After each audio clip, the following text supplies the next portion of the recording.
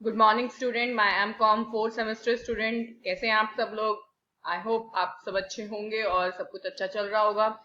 और इसके साथ ही हम लोग अपनी सिक्योरिटी एनालिसिस पोर्टफोलियो मैनेजमेंट की क्लास को शुरू करते हैं। जैसे कि लास्ट क्लास में मैंने आप लोगों को बताया था कि क्या कहते हैं किस तरीके से कई सारी जो सिक्योरिटी एनालिसिस है इसके अंदर कई सारी टर्म्स होती हैं जिसके थ्रू हम लोग एनालाइज करते हैं कि हमें किस में इन्वेस्टमेंट करना चाहिए, किस में नहीं करना चाहिए। जैसे फंडामेंटल एनालिसिस बताया था, टेक्निकल एनालिसिस बताया था, एंड बिहेवियरल फाइनेंस इम्प्लीकेशन।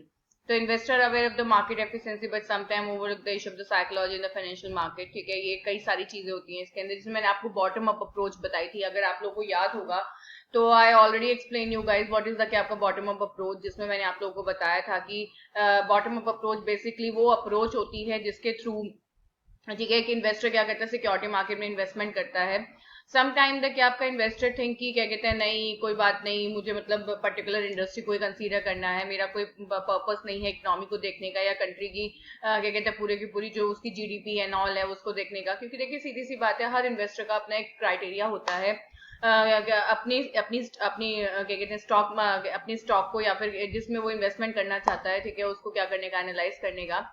देखिए bottom up approach they investor focus directly on a company basic, ठीक है, जैसे कि मैंने आपको बताया था, analysis of such information as the company product, its competitive position and financial status leads to an estimate of the company earning potential and ultimately its value in the market. The emphasis in this approach is on finding company with good growth prospect and making accurate earning estimate. This bottom up of fundamental research is broken in two category: growth investing and value investing। ठीक है, बिल्कुल सही बात है।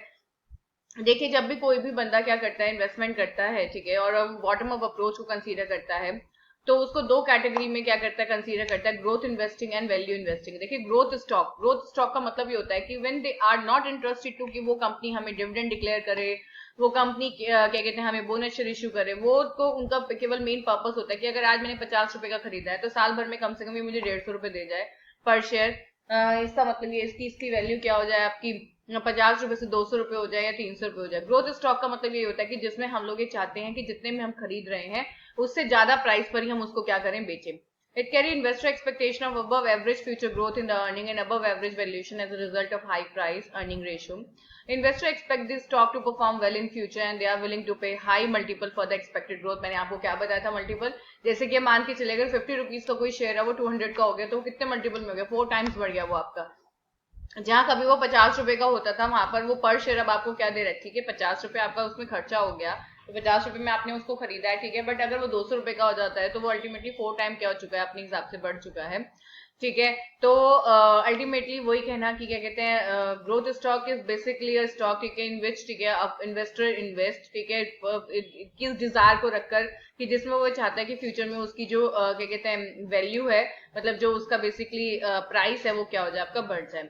Value stock का मतलब होता है feature cheap asset and strong balance sheet. बिल्कुल सही बात है कि जहां पे वैल्यू स्टॉक का मतलब वो होता है कि जो इसको मैं ऐसे एक्सप्लेन करती हूँ कि जो खरीदने में बहुत सस्ता है, लाइक आपका 10-20 रुपए का शेयर, बट उसकी बैलेंस शीट इतनी स्ट्रांग है कि आने वाले समय में कुछ ना कुछ हमें बढ़िया क्या करके जाएगा, देकर जाएगा।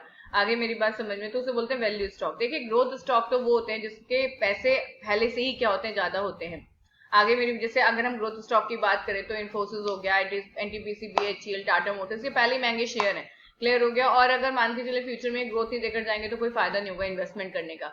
क्लियर हो गया। वैल्यू स्टॉक वो होते हैं बेसिकली जिसके अंदर, क्योंकि ग्रोथ स्टॉक में तो आपको डेफिनेटली ग्रोथ मिलती है क्योंकि ब्लू चिप इंडस्ट्रीज है, पर वैल्यू स्टॉक के अंदर बेसिकली इसमें आप कम पैसे में आप ज्यादा क्या खरीदते हैं, शेयर खरीदते हैं। जैसे मान के चलिए कि अगर कोई किसी चीज का शेयर 3,000 रुपए का, तो आप उसके कितने शेयर खरीद लेंगे, 10 शेयर खरीद लेंगे, 20 शेयर खरीद लेंगे, ठीक है। या फिर मान के चलिए आप 2-4 लाख रुपए खर्च करने में इंटरेस्टेड हैं, तो ज्यादा से ज्यादा आप कितने खरीद लेंगे, आपके 100 शेयर खरीद लेंगे। क्लियर हो गया। अब वहीं पर ही क्या कहते हैं, अगर मैं कोई 10-20 रुपए का, 50 रुपए का शेयर खरीदती हूँ तो वो वैल्यू स्टॉक है, उसमें मेरी असेट्स बनेगी। ठीक है, क्लियर हो गया। आगे इसमें अगर मैं मान के चलिए 50,000 भी लगाऊंगी, ठीक है, तो मेरे पास एन नंबर ऑफ क्या आएंगे, मतलब बढ़िया मोटे वाले क्या आएंगे, आपके शेयर आएंगे। तो अल्टीमेटली बेसिकली अगर हम देखें कि हम इसकी जो फंडामेंटल एनालिसिस को कंसीडर करें, तो इसमें दो तरह के स्टॉक होते हैं, ग्रोथ स्टॉक और वैल्यू स्टॉक, जो ऑलरेडी मैं आपको एक्सप्लेन कर चुकी हूँ। In many cases bottom of investing does not attempt to make a clear distinction between growth and value stock. हाँ, वो तो सीधी सी बात है। देखो अगर हम बॉटम ऑफ इन्वेस्टिंग की बात करें तो हमेशा हमारी कोशिश ये नहीं होती कि हमें ग्रोथ और वैल्यू के बीच में डिफरेंस पता चले। टॉप डाउन अप्रोच इसके लिए क्या होती है, बेटर होती है, क्योंकि हाँ देखिए ये बात तो फैक्ट है, क्योंकि अगर हमें वाकई में ग्रोथ देखनी है तो ग्रोथ हमें हमें अपनी इकोनॉमी के हिसाब से देखनी होगी, क्योंकि ये सबसे बड़ा सच है कि इकोनॉमी अगर ग्रो करती है तो आपका शेयर मार्केट क्या करता है, ग्रो करता है। ये बहुत बड़ा सच है। देखिए अब आप एक साल से ही सिचुएशन देख सकते हैं कि अगर हम किसकी बात करें, क्या कहते हैं, जो अभी पीछे हुआ ये जो कोविड वगैरह की वजह से जो अल्टीमेटली मार्केट इतना क्रैश किया था, चलिए ठीक है मैं मानती हूँ कि वो एक पेनेडेमिक था, और वो पेनेडेमिक है अभी, बल्कि अभी वो एक पेनिट्रेशन था जिसकी वजह से मार्केट आपका गिरा भी पर उसके पास बढ़ गया। बल्कि अगर हम अभी की बात करें तो अगर मैं आपको कल की बात बताऊं तो कल स्टॉक मार्केट ने जो एनएससी और बीएससी हैं, ठीक है, सेंसेक्स और निफ्टी है, इन्होंने अपना सबसे हाईएस्ट पीक बनाया है। आपका जो निफ्टी है उसने 15,000 क्रॉस किया है। तो अल्टीमेटली ये एक कोविड क्या है आपका इम्पैक्ट है, क्योंकि देखिए सीधी सी बात है, इस टाइम पर everyone is staying in their houses, वो अपने घरों में खाली हैं, और उनको क्या दिखता है कि भाई ठीक है एक अर्निंग सोर्स दिखता है कि भाई क्या ठीक है हम क्या किस में इन्वेस्टमेंट कर देते हैं, स्टॉक मार्केट में इन्वेस्टमेंट कर देते हैं, क्या पता 2-4 रुपए वहीं से कमा लें। ठीक है कमा सकते हैं, अब मैं ये मना नहीं करती हूँ कि स्टॉक मार्केट आपको कमा कर नहीं देते, बट कमाने के लिए you have to be in patience, मतलब आपको पेशेंस में रहना होता है। अगर आप पेशेंस में नहीं हो और आप ये सोचते हो कि क्या कहते हैं आप आज लगा के कल कमा लो, तो दिस इज वेरी, कहते हैं आपका वर्ड्स मिथ, ठीक है, इन योर माइंड की अल्टीमेटली आप ये एक मिथ सोचकर चल रहे हो कि अल्टीमेटली आप इन्वेस्टमेंट करेंगे। इन्वेस्टमेंट का पर्पस ही क्या होता है कि जब आपको उसको होल्ड करना होता है फॉर द क्या आपका may be 6 month, may be क्या कहते हैं 1 year, may be 2 year, may be 3 year, clear हो गया। क्योंकि कोई भी चीज अगर हम नॉर्मल बात करें, अगर हम अपना एक इन्वेस्टमेंट देखिए अगर हमें दे जाती है तो ठीक है, दे लेने से तो कोई मना नहीं करता, बट अपना एक माइंड मेकअप करके चलना चाहिए कि आपको कितने टाइम में क्या दे सकती है, क्या कहते हैं पैसा दे सकते हैं। क्योंकि अल्टीमेटली अगर हम किसी भी चीज के बारे में बात करें, किसी भी चीज के बाद, तो एकदम से कोई भी चीज हमें पैसा देकर नहीं जा सकती, ये बात सच्चाई है।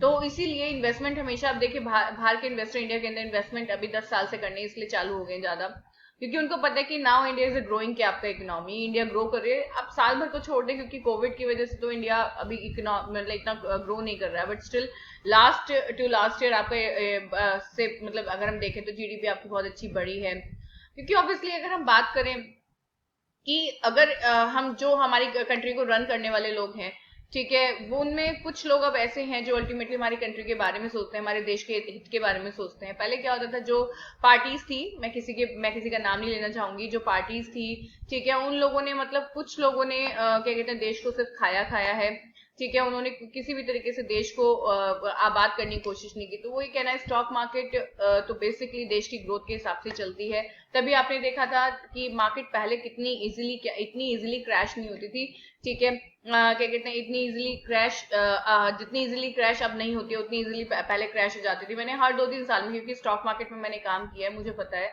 कि मैंने कितना बुरा हाल देखा है 2005 में भी एंड 2006 में, यस 2006 में भी बहुत बुरा हाल देखा है, 2008 में भी बहुत बुरा हाल देखा है, ठीक है, जब वो सत्यम वाला क्या निकला था आपका मतलब स्कैम निकला था, पकड़ा गया था, ठीक है। तो अल्टीमेटली वही कहना कि अगर आपको वाकई में फंडामेंटल देखने हैं तो आप टॉप डाउन अप्रोच का क्या करें, इस्तेमाल करें। क्योंकि देखिए जो बॉटम अप अप्रोच होती है वो कभी भी हम लोग को ग्रोथ और स्टॉक के बीच के डिफरेंस को क्लियर नहीं कर पाती, बट जो टॉप डाउन अप्रोच है वो हमें कर पाती है। क्योंकि टॉप डाउन अप्रोच में हम हर चीज की स्टडी करते हैं, इकोनॉमी की भी स्टडी करते हैं, इंडस्ट्री की भी स्टडी करते हैं, देन आफ्टर फिर हम किसी कंपनी की स्टडी करते हैं। अब देखिए top down approach, in this approach investor begin with the economy market considering interest rate inflation to find out. क्योंकि देखो सीधी सी बात है, टॉप डाउन अप्रोच तो सीधा फंडामेंटल्स की बात करता है। वो ये कहता है कि भैया देखो इस टाइम पर क्या चल रहा है, क्या इस टाइम की मार्केट आपकी इस लायक है या नहीं है जिसमें इन्वेस्टमेंट किया जा सके। आप पर्टिकुलर शेयर की बात मत करें, क्योंकि पर्टिकुलर शेयर भी है तो पार्ट उस मार्केट का ही, आज बढ़ रहा है कल बढ़ रहा है, क्या पता क्या कहते हैं उस मार्केट का इम्पैक्ट उस पर जब आना शुरू होगा तो अल्टीमेटली वो भी गिरना शुरू हो जाएगा। क्योंकि मार्केट अगर गिरती है, ठीक है, तो वो फिर किसी को नहीं छोड़ती। वो कहना कि अगर लहरें आती हैं तो वो धीरे धीरे सबको समेटता चला जाती हैं। आगे मेरी बात समझ में, तो वही पूरा का पूरा सीन किसके साथ होता है आपका टॉप डाउन अप्रोच में। तो जब भी आप लोग इकोनॉमी में इन्वेस्टमेंट करने की सोचें तो इकोनॉमी में इन्वेस्टमेंट आप दो ही तरीके से कर सकते हैं, जब अल्टीमेटली आप इकोनॉमी को बिल्कुल लूज तरीके से छोड़ दें कि हाँ भाई हम लोगों को तो अब इसको क्या करना है, देखना है कि भाई हाँ कि इकोनॉमी के अंदर इन्वेस्टमेंट आपका 2 पॉइंट से किया जा सकता है। भाई या तो आप लोग सोच लें कि हाँ भाई अभी ये क्या है आपकी लो ग्रोइंग इकोनॉमी है, ठीक है, बट स्टिल आने वाले समय में ये क्या हो जाएगी, तेज हो जाएगी, ठीक है। और इंटरेस्ट रेट, इसको भी हमें देखना कंसीडर होगा, क्योंकि इंटरेस्ट रेट और इन्फ्लेशन इन दोनों का अपना एक बहुत गहरा संबंध है। And then consider future industry sector prospective. बिल्कुल, मैंने तो पहले बताया था, पहले इकोनॉमी को देखते हैं, फिर इंडस्ट्री को देखते हैं, उस सेक्टर को देखते हैं जिसमें इन्वेस्टमेंट करने वाले होते हैं, and finally promising individual company of interest in the prospective sectors analysis for the आपका इन्वेस्टमेंट डिसीजन। चलिए, इसके साथ ही we should over our class, and मैं फिर से आपको बोलूंगी प्लीज क्लास को ज्वाइन करें। ये बहुत गलत बात होती है कि अगर आप क्लास को ज्वाइन नहीं करते। ठीक है, okay, bye guys, take care.